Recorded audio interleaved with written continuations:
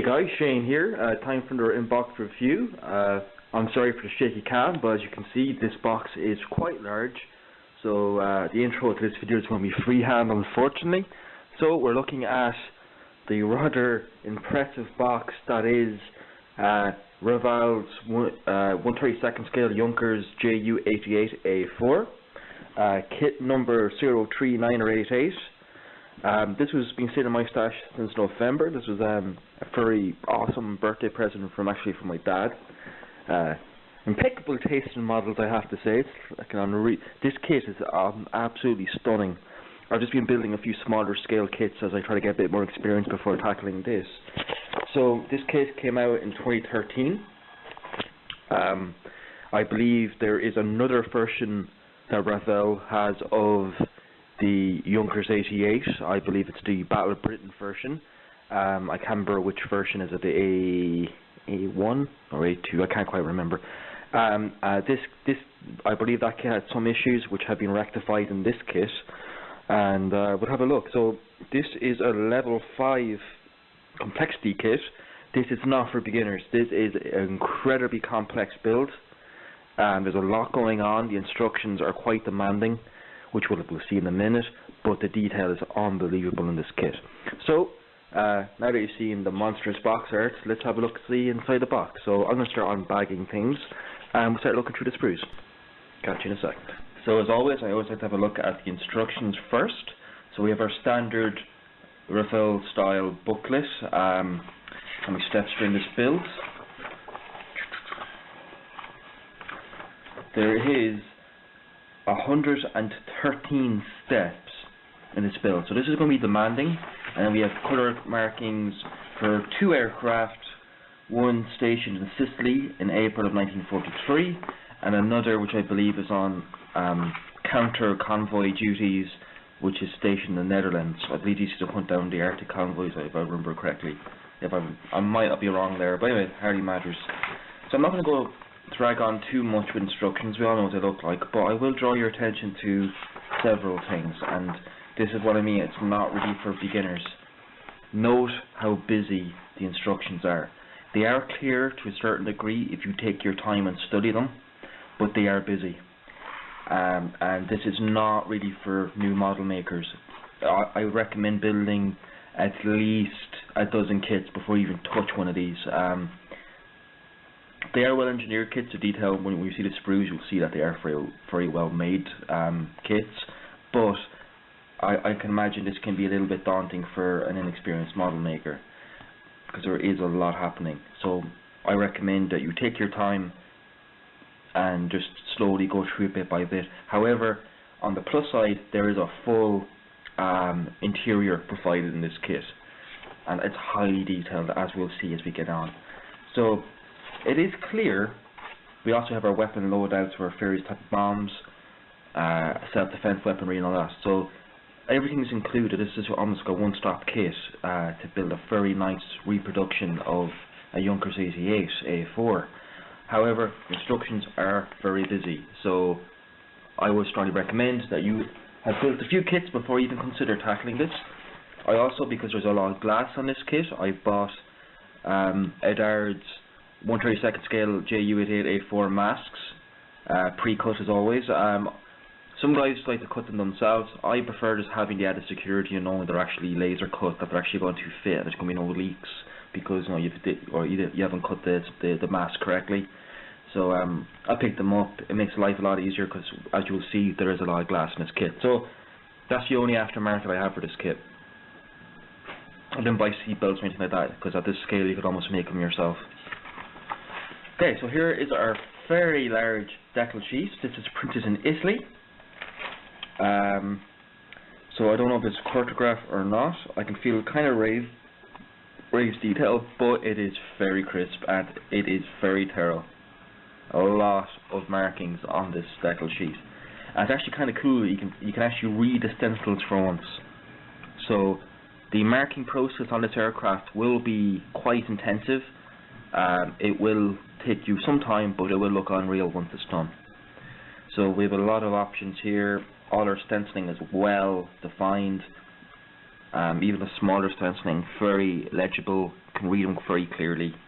The larger tactical markings here, the S4 ML, that's all one decal. I would recommend that you take a fresh hobby blade and begin to trace the individual digits out of that, because if you try to lay that in one solid decal as the manufacturer would intend you to have, it will silver. It's unavoidable. It's just too big. There's too much air that can get trapped. The only thing that isn't bagged in the kit is this, which is a bit of a shame. I would have liked this to have a little bag of its own, just to keep the damp away from it. And the cover film isn't even sellotaped on. That's the only actual downside on this kit. However, it's not enough for me to say it's a bad kit. Now, on to the sprues. Let's go to the good stuff. So, I'm going to draw your attention to the fuselage, and it is big. So, space is going to be a premium for this kit. So, a point like, even though this kit's very reasonably priced, if you don't have the space to display it, you might be banjaxed. Interesting note is how this is attached to the sprues. Very thick wedges of plastic. Okay, it means that you can cut very close to the model without damaging it, though because these are so thick, I would suggest that very careful cleanup will be required. So I'm quite curious to see how it comes off the sprues. But again, detail is really crisp. Nice kind of texture. It's very, very, very fine texturing on it, which I'm not really sure should be there or not, but a coat of primer will hide that immediately. It's absolutely lovely. No pin marks unless in the inner sides, which you're not going to see because the fuselage walls sit down on top of this area. So this is one of our fuselage halves, and we'll keep moving on. So keeping with the airframe, we have our wing sections, and again, the size of this kit, so that's my hand, this is very large. Again, finely engraved detail, rivets are wonderfully done. Again, slight texture, very minute, and again, a coat or two of filler shall hide that, or not filler, primer. Again, those very large style moulding tabs, I don't know if that's designed to make it easy to remove from the sprues without damaging the surface, or is it just because it's such a large piece of plastic that requires to be moulded, that's just the best way that Revell could do it. No detail as because the wheelbase fit in separately, and here's the upper wing surface. Again, very, very crisp. I don't know how well you guys can see it. I hope you can. Very crisp. Again, rivets are wonderfully represented and very well picked out. So this should take oil washes incredibly well. Panel washers will love this. So this is going to be a lovely kit to work on. I've already seen a few guys build the HE111 variant, which is the German medium bomber, and that's a fine kit. So we have two exact replicas of sprues. These are the landing gear. Note the size of the wheels. Again, my hand for comparison. So I'm not used to 1/32 scale models, so I'm actually kind of taken aback by the size of this aircraft. Again, detail is really nicely done. I'm not seeing any flashing. I'm not seeing any sink marks. Just a few kind of punch tabs that have to be removed here and there. Nothing too crazy. Very nice detail. Again, the wheel treads are very well done. You will have a seam run down the middle of them, but I believe that the real aircraft will have a seam there anyway, so it shouldn't be too difficult to hide that seam with just a tiny amount of filler. And the detail on the wheels is, even with the Continental description and the serial numbers on the wheels, very finely reproduced. So well done, Revell. Okay, moving swiftly on, so I don't want this to be too long. We go on to the monstrously large landing gear struts. Again, the detail is very, very nice, including the canvas covers for the shock absorbers for the pistons. Very nicely done. Again, I'm actually no. First few sink marks, unfortunately, on the landing gear struts. So that's a little bit of a shame. You can just see them here. Quite a large air bubble there. That's the first blemish on this kit I've seen so far. Other than that, everything else is very crisp. Again, we have our stabes.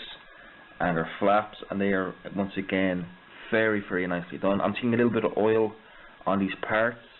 I don't know how well that's showing up on camera, so I would strongly recommend giving your kit, if you don't do so, give it a wash with some warm soapy water, and that should remove any oils or release agents left on your sprues. So we're fairly hammering our way through this kit, just because it speaks for itself. Again, here's our other fuselage half. Again, mirrored as the other side. Wonderful detail again, as always. Beautiful scribe lines. They don't look overscaled, they look just right. I'm not seeing any sink marks, which is really good for a piece this big. So very, very good. Revell's 1/32 scale aircraft range is a wonderful introductory kit to that scale, because they can often be very expensive. For example, Tamiya's ones are very dear, but these, you do get what you pay for with these. Like, they are very well made, but they won't have the same sharpness of detail as Tamiya.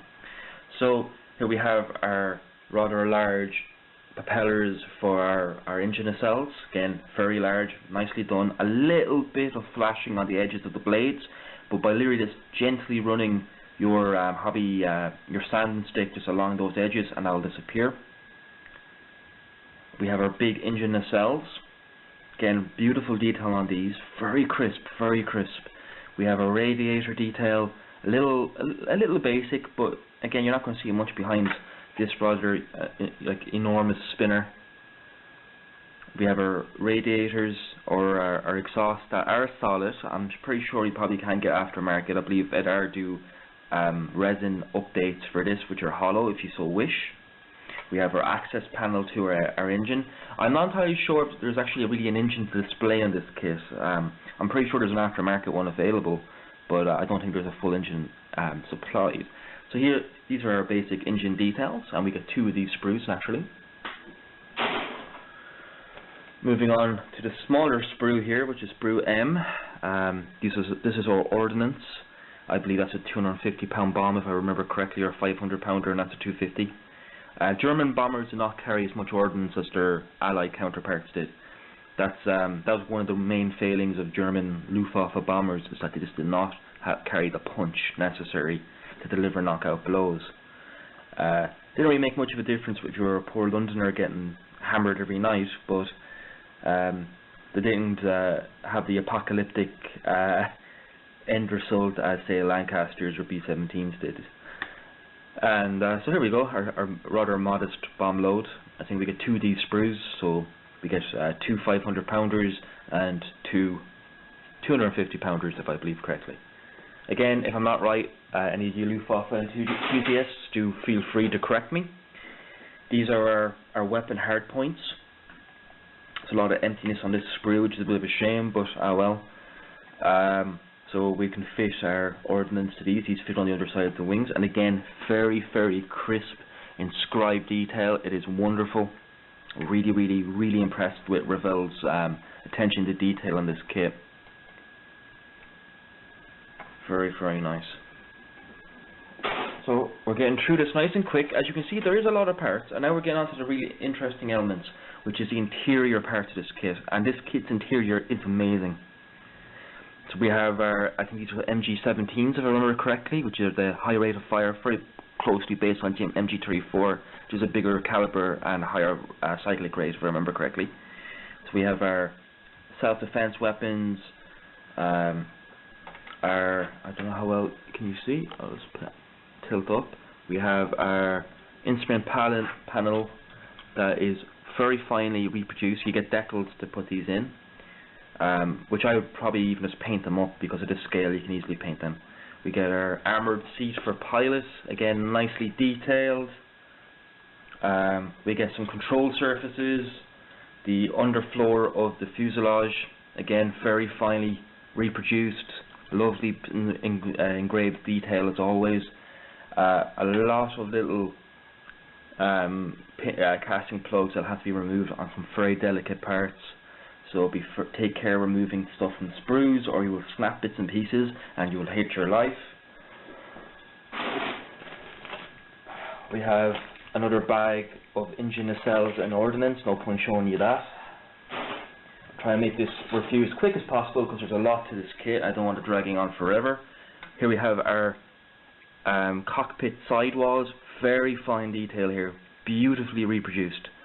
It's such a shame that a lot of this is not going to be seen that easily, but however, there is a lot of glass in this aircraft, so you'll be able to see most of it. So very nicely done. We have our wing spars here that fit into the internal of the aircraft, and a bit of our bomb bay. More engine nacelle detail. I believe this is the landing gear actually. And we have more engine cowling detail. Again, really nice inscribed lines. A little bit of tiny little amounts of residue style flash that will only take a couple of seconds to clean up. So far so good. Quality's been quite good on this kit, I have to say, considering the size of it. And normally when you're reproducing kits as large as this is when you start running into issues. So on to our last few sprues. This is the bottom side of the fuselage. This is the cockpit access hatch where the weapon station is, which can be model open and closed. Something I really think is deadly on this kit is the full communication suite or radio suite that's included in this kit. So you can have a full radio operator's position. The bomb bay sights, or sorry, should I say the bomb sights, are finely reproduced. We have our flaps here, some more wheel strut detail, and some other internal parts. There's even little tiny fairy flare guns included in this kit, which is absolutely stunning. And then onto our last sprue before we go on to the clear sprues. And again, we have our co-pilot detail, some other crewman seats, should I say, some cockpit details for some various different control surfaces, what have you.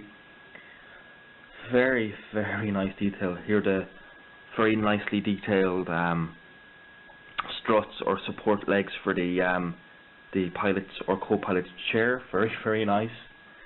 Here's the flare gun, if I can draw your attention to. See it there?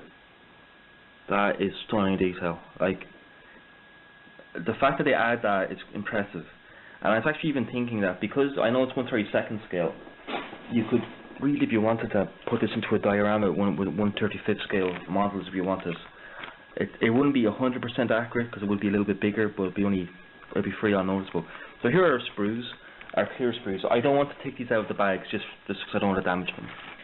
So it's a little bit hard for you guys to see. I'll take out this one actually. Just get an idea of the quality of these parts, because it's a little bit hard to judge them. So yeah, they are a little thick. The clarity is okay. They have a little bit of a Coke bottle style or bottle glass style effect. Yeah, almost like actually has almost like a magnifying effect. Which is a bit hilarious, but okay. However, they are nicely done, and having the pre-cut masks will make life much easier. So as you can see, there is a lot of clear parts, a lot of glass. So unless you enjoy doing your own masks, which if you do, fair play to you. I for one, I'm okay with it, but I'm not that great. I kind of damaged one of my ME109s because I got my homemade masks. I made a balls of it. So buying pre-made masks was a must for this kit, because this was a gift and I want to do it full justice.